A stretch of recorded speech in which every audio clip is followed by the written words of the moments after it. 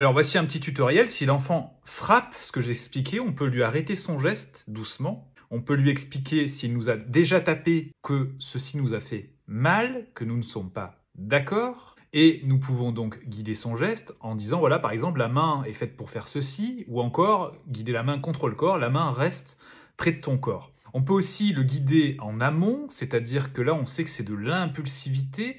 Donc avant ça, il y a peut-être eu des signes précurseurs de stress chez l'enfant, de colère, et c'est à ce moment-là qu'on peut agir. C'est-à-dire que si l'enfant ressent du stress et de la colère, on peut lui proposer un câlin, on peut lui proposer une activité pour qu'il puisse évacuer ses tensions, et ainsi l'impulsivité dont il va faire preuve va diminuer. Certes, nous ne sommes pas à l'abri de quoi que ce soit parce qu'il peut y avoir des colères soudaines, des colères dues à des événements même passés auxquels nous, en tant qu'adultes, nous n'avons pas assisté. Donc c'est compliqué, bien évidemment, de pouvoir anticiper.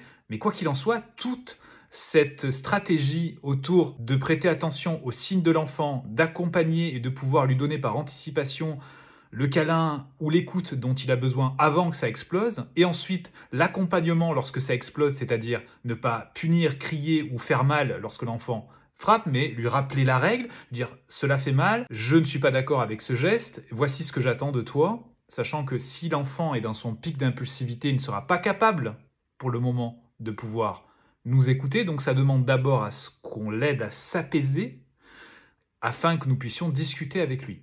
Donc tout cela et dans une stratégie globale d'accompagnement des émotions et du stress de l'enfant, stratégie auquel nous, adultes, nous n'avons souvent pas été exposés. Donc c'est un véritable apprentissage et peut-être même d'abord désapprendre que lorsque un enfant est en pleine crise émotionnelle ou crise de stress, le fait de lui crier dessus ou de lui faire peur ne va pas faire disparaître l'émotion ou le stress, mais va différer son explosion. Donc tout cela s'apprend et tout cela prend du temps. Donc soyons bienveillants et patients envers nous-mêmes et sachons que nous sommes dans un apprentissage permanent autour de ces émotions et ce stress.